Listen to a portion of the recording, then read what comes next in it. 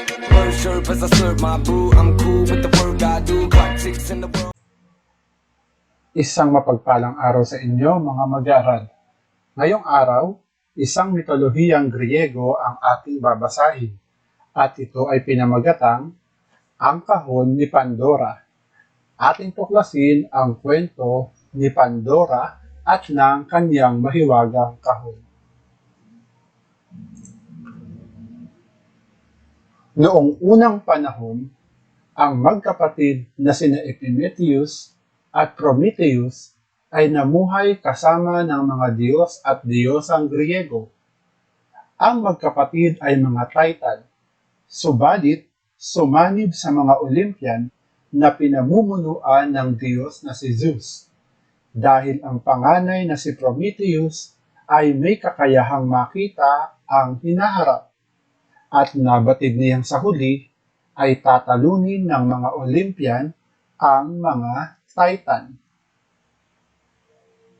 Dahil sa katapangang ipinakita ng magkapatid sa mga Olympian noong una, ay binigyan sila ni Zeus ng kapangyarihang lumikha ng mga nilalang para manirahan sa daigdig. Binigyan din sila ng kapangyarihang mabigyan ng kakayahang maproteksyonan ng mga nilikha nila ang kani-kanilang sarili.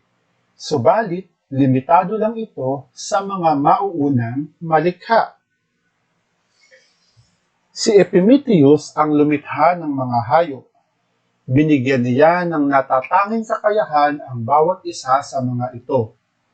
Kabilang na ang kakayahang maproteksyonan ang kani-kanilang sarili, tulad ng pagbibigay ng pakpak, balahibo, tuka, at iba pa.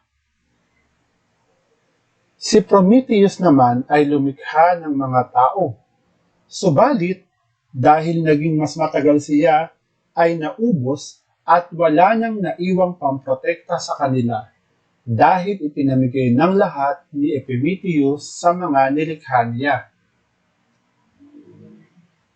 Dito naisip ni Prometheus na humiling ng isang bagay na tanging mga Diyos at Diyosa lamang ang makagagamit noong una. Haring Zeus, maaari po ba nating ipagamit ang apoy sa mga tao?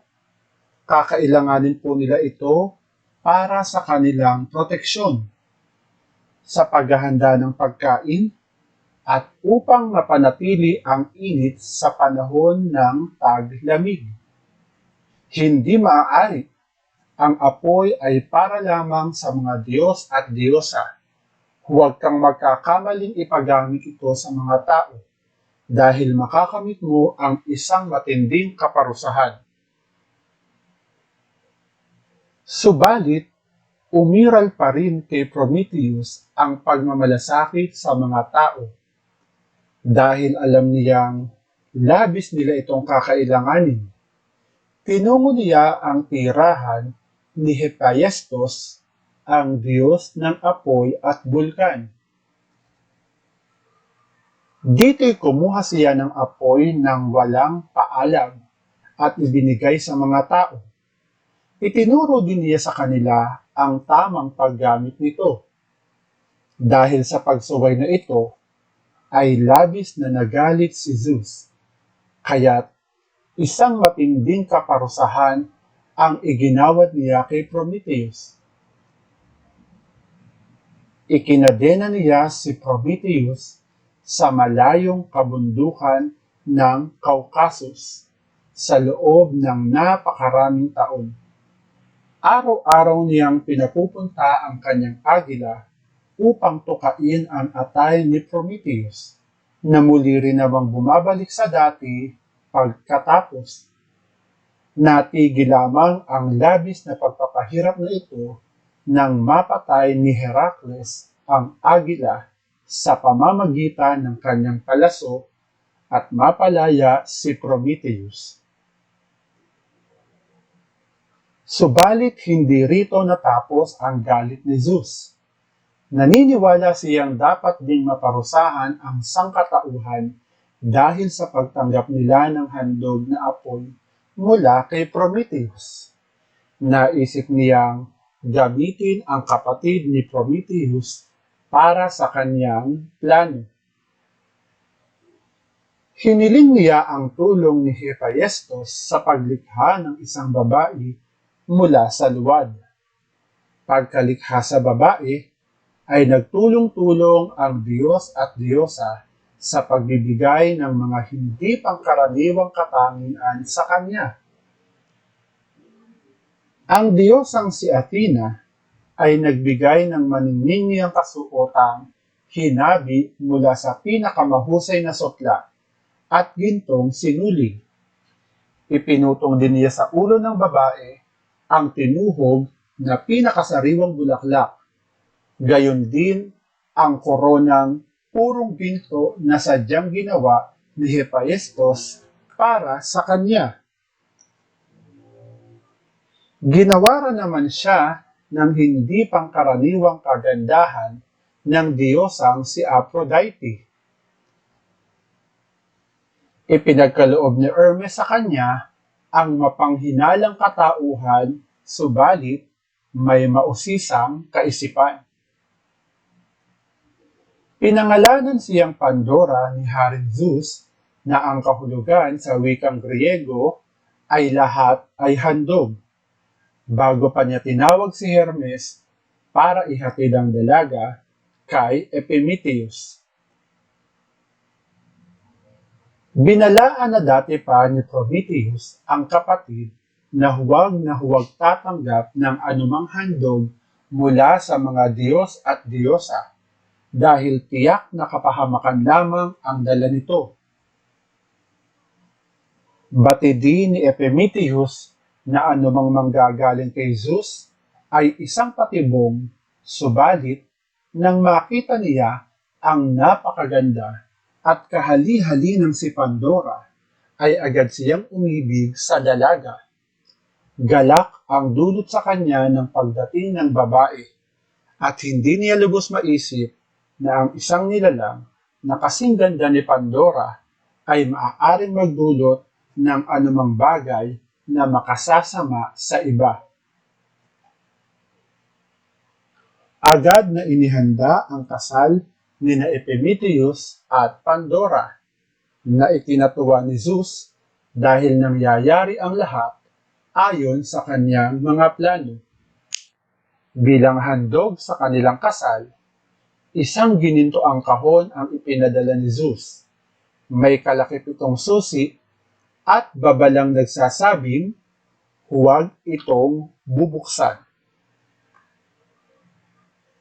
Pinakiusapan ni Epimetheus si Pandora tungkol sa kahon. Pinakamamahal ko, maaari mong tingnan ang kahon, subalit nakikiusap ako sa iyong sundin mo ang babala ni Zeus na huwag itong bubuksan. Sumang-ayon naman dito si Pandora. Itinago rin ni Epimetheus ang susi para hindi ito magamit sa pagbukas ng kahon. Pinilit ni Pandorang sundin ang lahat ng tagubilin ni Epimetheus. Subalit, dahil sa likasiyang mausisa, ay hindi siya mapakali hanggat hindi niya nababatid kung ano ang laman ng kahon. Sa tuwing makikita niya ito, ay napapaisip siya ng magagandang bagay na maaaring laman ng kahon. Kung may mga gintong alahas ba, o nagagandahang sutla sa loob nito, at kung bakit ito ipinadala sa kanya, pero hindi naman pwedeng buksan. Isang araw, maagang nagtungo si Epimetheus sa bukid at naiwang mag-isa si Pandora. Nakatitig siya sa kahon at tulad ng dati ay natutokso na namang buksan ito. Naalala niya ang bili ni Epimetheus kaya't ginawa niya ang makakaya para mapaglabanan ang tuksong tila tumatawag sa kanya. Susubukan ko lang kung ito nga ba ang susi. Hindi ko bubuksan ang kahon. Hanggang sa pagtingala ay nakita niya ang susing isinabit pala ng asawa sa itaas na bahagi ng dingding ng kanilang tahanan. Dali-dali niyang kinuha ang susi. Ipinasok niya ang susi sa susian at agad itong pumasya. Nakarinig siya ng click na ibig sabihin pwede na niyang iangat ang takip nito. Nanginginig ang kamay, mabilis ang tibok ng puso, at abot-abot ang paghinga.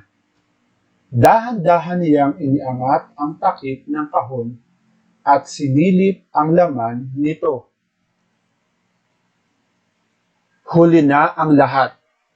Pag-angat pa lang ng takip, ay agad nagliparan ang langkay-langkay ng mga itim na insektong kumakatawan sa iba't ibang uri ng kasamaan sa mundo, tulad ng galit, inggit, kasakiman, digmaan, panibugho, gutom, kahirapan, kamatayan, at iba pa.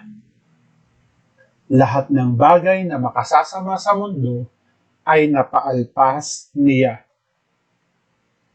Agad na isinara ng nanlalambot na si Pandora ang kahon. Humagulgol siya ng datna ng asawa. Isang tingin lang ni Epimetheus ay nahulaan niya ang nangyari. Umiiyak na ipinakita ni Pandora ang loob ng wala ng laman na kahon. Subalit, mula sa nakabukas na kahon ay lumipad ang isang maganda at maningning na munting insekto. Ito ang espiritu ng pag-asa. Napakawalan man ni Pandora, ang lahat ng masasamang bagay sa mundo ay nagawa rin niyang palabasin ang pag-asa na siyang humihilom sa anumang sakit na dulot ng mga naunang umalpas na masasamang bagay.